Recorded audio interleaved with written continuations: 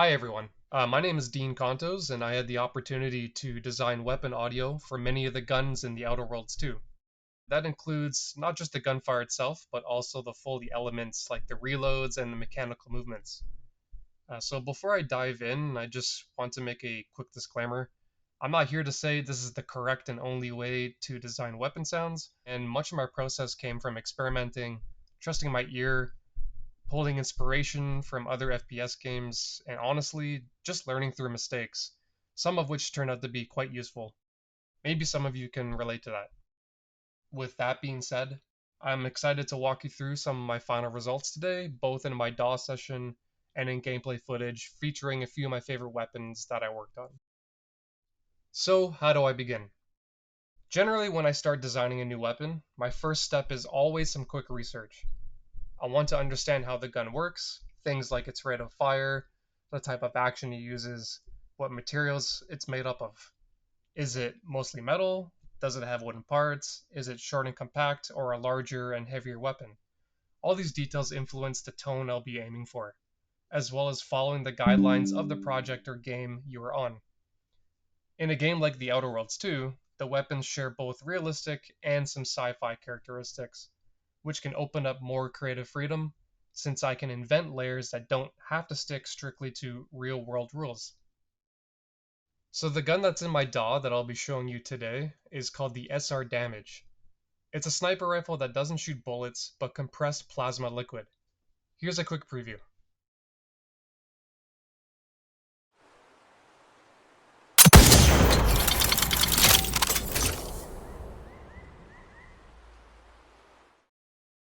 So now that you've heard it, let's get into the layers of the shot.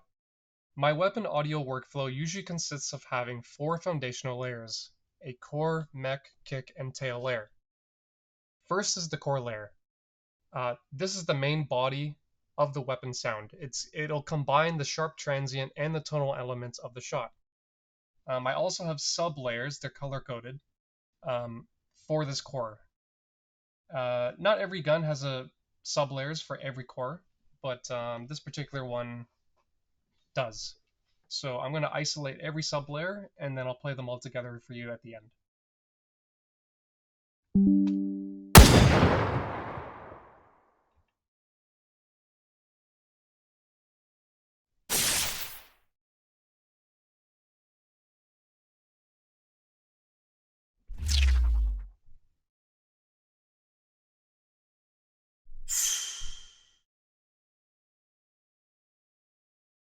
And that's all of them. They all have different variations, so the gun will always sound different for its core. And when I isolate them all together,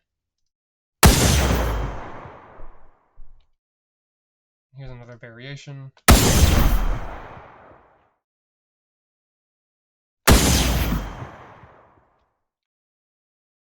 So the next layer is the mechanical layer.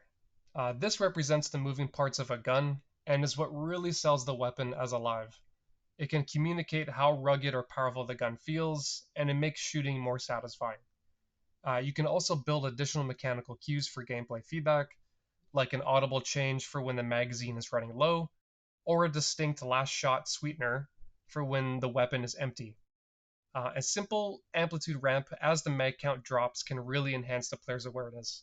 But for this gun, we don't have a mag count drop layer because it's only a single shot weapon. It's not automatic fire, but we do have a last shot sweetener for its last bullet in its mag to notify the player that your mag is empty and you need to reload. And this particular layer will only trigger when your mag is empty. But for now, here is the mech layer completely soloed.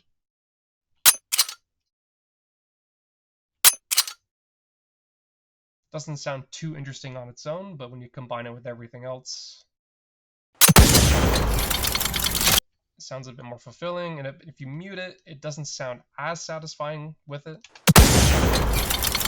or without it rather. And here it is, I bring it back in. It just makes pulling that trigger more satisfying. And yeah, and this is the last shot layer. Here it is soloed. So again, this will only trigger when the player's mag is empty. And here it is with everything.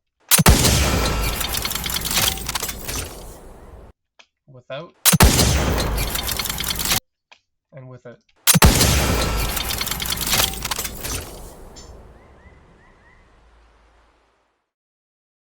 After the mech and core layers come together, I like to add the kick next. This is more of a design choice, but it gives the gun an extra punch and physical impact, that kind of oomph that makes it feel powerful in the player's hands. In this particular case, though, the core already has quite a nice punch to it, so a kick honestly isn't 100% needed, and this might be more subjective than anything else. But I still like the creative decision of adding another quick low end hit before the core is triggered. It tends to give a nice staggered effect, almost like a kapow type feel. This is generally something I feel that makes single shot weapons feel a bit more interesting when firing it. So if I just solo the kick here,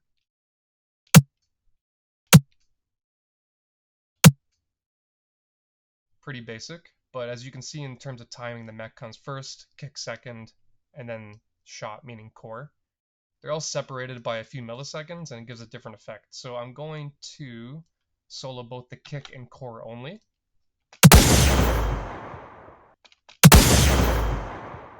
So you kind of hear that kapow sound. If I take it off, it's not as interesting. But with the kick in front of it, it just gives a nice extra feel to it. And then if you combine it as well with the mech, which I probably forgot to mention previously, but the mech also gives that kind of kapow feel too. And you combine all three, I really feel like there's a nice sequence of events happening, even though the timing is very tight between the layers triggering. Which brings me to my next point of timing your layers. A lot of the polish comes down to trying out different timings of your core, mech, and kick layers. In general, they should never all trigger at the exact same instant. Offsetting them by just a few milliseconds can make a huge difference and can completely change the overall feel of the gun. Experimenting with these offsets is one of the most important creative steps for me, and I often do this directly inside Wwise so I can hear the results live in engine while testing. But for slower paced single shot weapons like the sniper rifle, you can also easily experiment with timing within your DAW. So here's what I mean by that. These were the time offsets that I was ultimately happy with, but let me change the timings just a bit so you can hear the difference of how the shot could feel. So I'll just play it once. This was my end result. Now I'll start moving things around.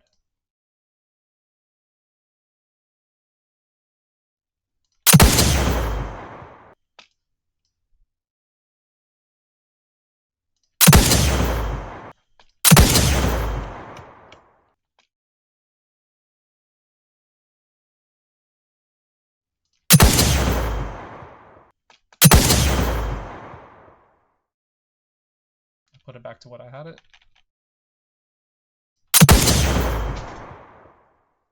So as you can see, it can be a bit subjective as to what the timing feels right, but really there is no major right or wrong, as long as the sound still represents the gun's visuals in a timely manner.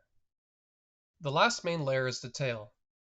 A tail layer captures the lingering resonance of a gunshot, that being the echo, reflections, and environmental decay that follow the initial blast.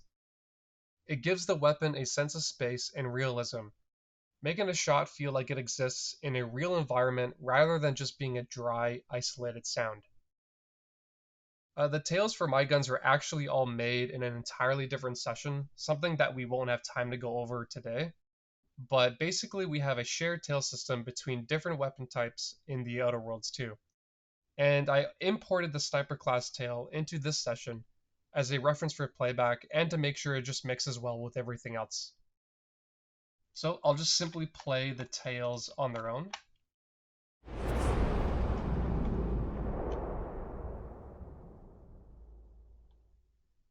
And as you can see, actually, this is a unique layer that I just got reminded of, that I designed specifically just for this sniper. I wanted it to sound a little bit different than the shared tail that we have for the other snipers. So this is the shared tail that we have.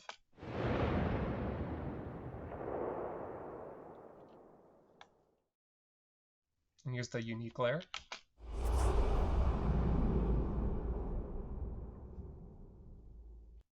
And here they are together again.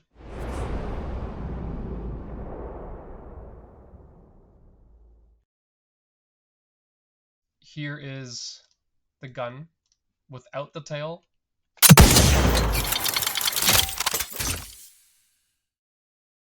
And here it is with the tail included.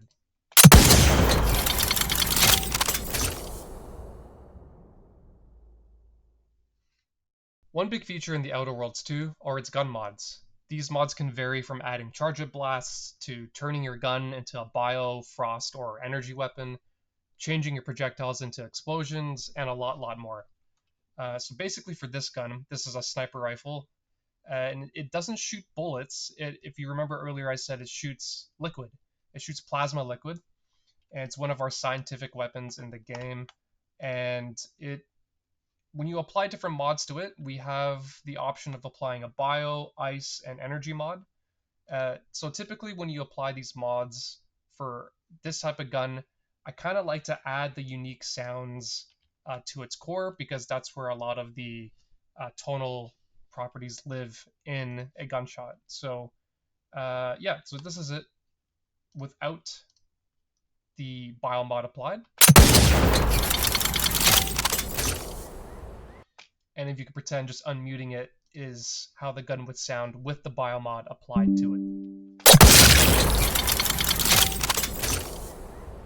And if you're curious, you want to hear it soloed.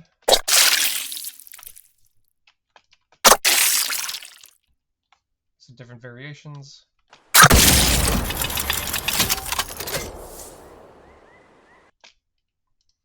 And then just moving on quickly, we also have a ice mod with the exact same setup. I'll do it a bit differently. This is it soloed.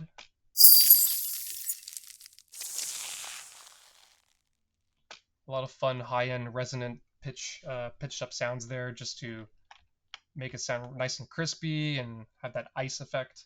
Here it is unsoloed with the full gun.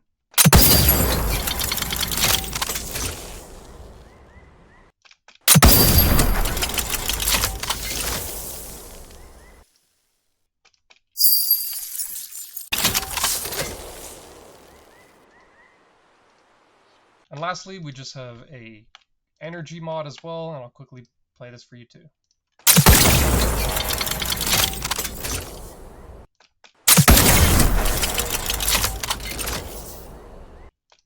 Just mute it.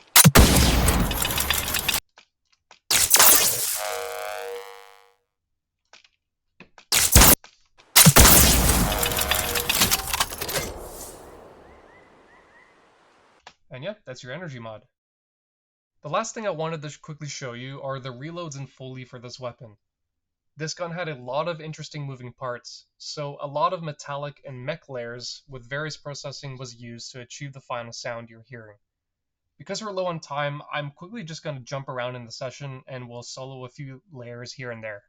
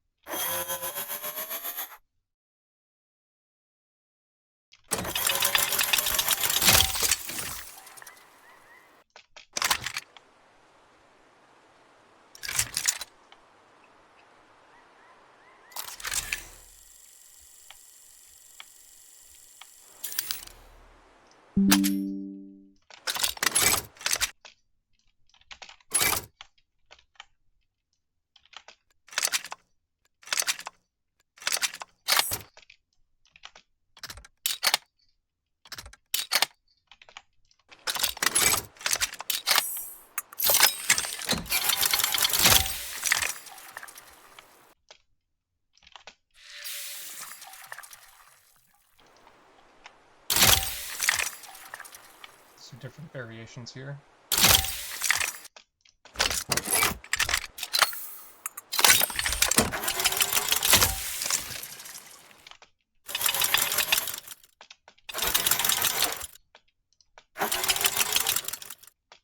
When you apply a different mod, we have the Foley sounding different too.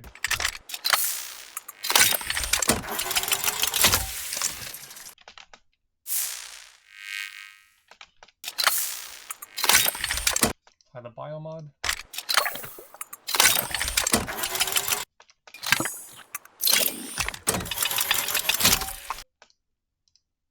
And the ice mod.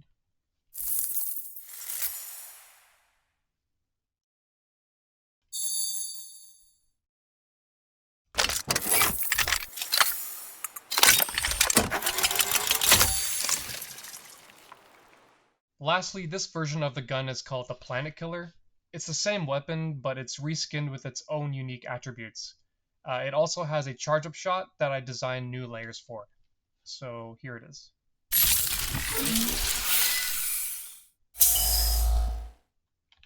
Here it is together.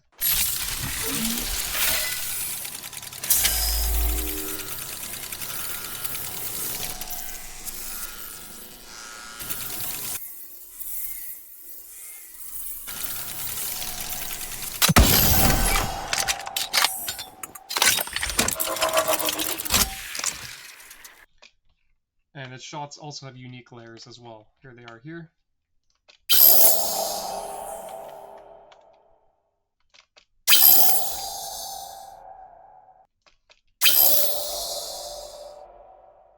Here it is together.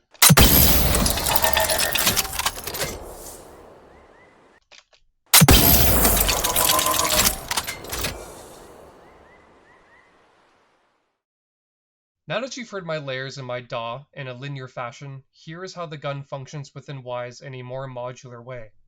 My layers are all separated in individual random containers, each with its own unique amplitude, initial delay, and random pitch variances that match the vision I had within my DAW.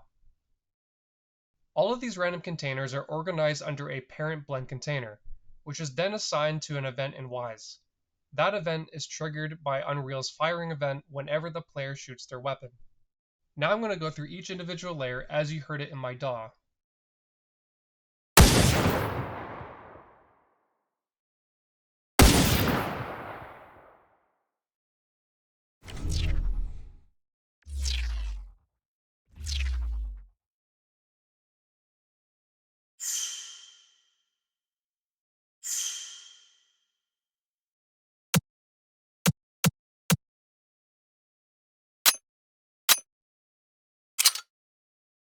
And we play them all together.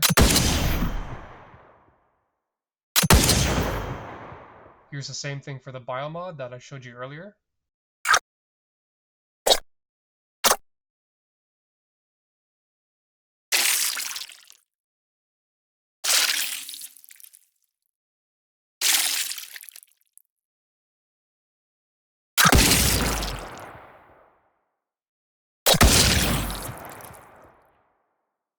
Here's the energy mod.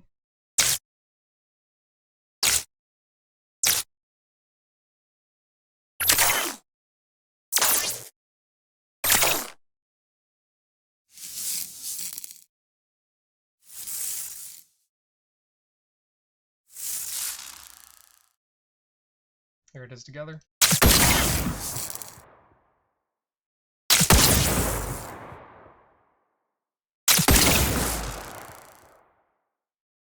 And here's the ice.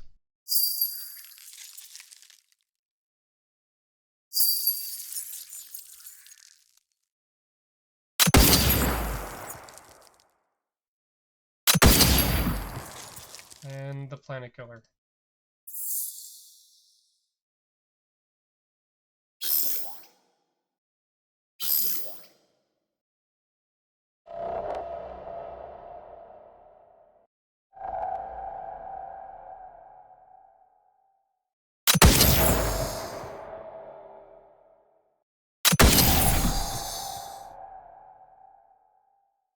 Thanks everyone for listening to everything I had to say. I'm going to cut the commentary from here, and just let you listen to the gun in-game in real time, as well as a few other gameplay snippets of other guns.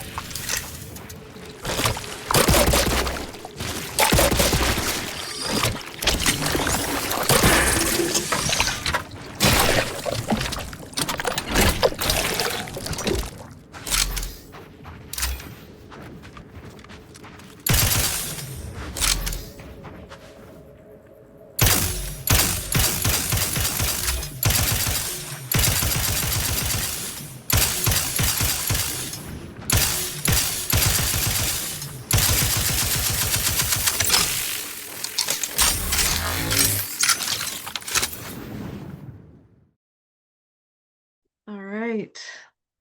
That was really awesome. Thank you so much, Jean, for sharing some of the behind the scenes for this game and the and all the weapon design you were doing. I know we only got to see a bit of the weapons you were working on, but there are many, many more cool and super unique weapons that are part of this game. And I hope everyone gets a chance to check those out and play the game. And yeah, so it looks like we have a few questions now in the Q&A. And if anyone else has other questions that come to mind as we go, feel free to just drop them into the window. But yeah, Dean, if you want to just go ahead and pick a few to answer, that sounds good. And we can take it from there. Hey, yep, totally. Thanks, Hannah. Yeah, hey guys, thanks for joining the talk. I hope you enjoyed it. Yeah, just let me just go through these questions right here. Okay, let's see. So, how long did you have to iterate on each weapon?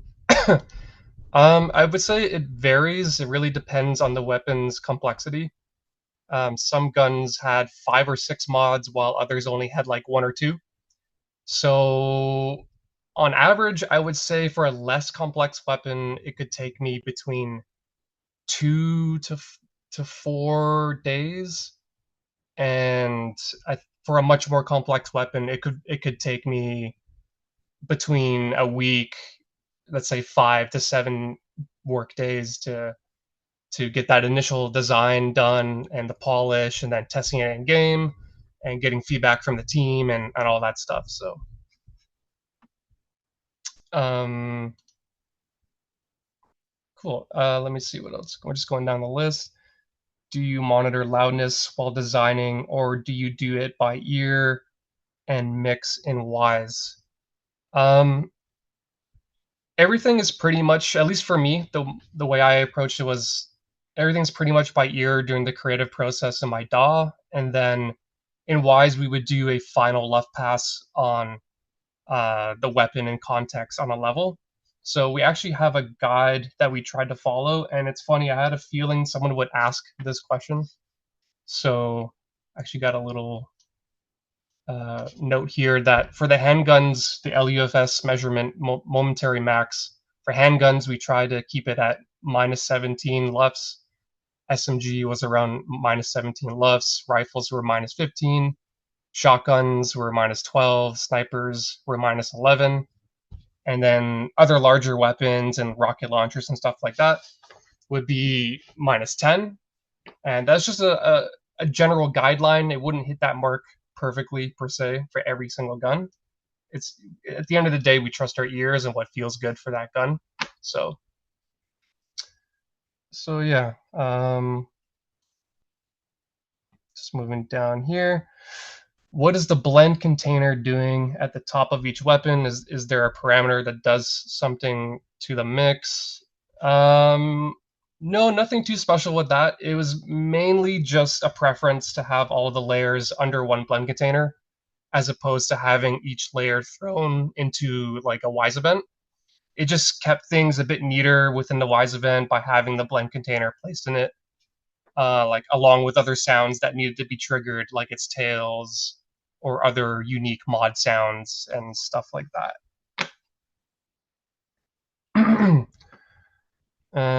Sorry. Okay. What else have we got? What was the most complicated weapon to design and why?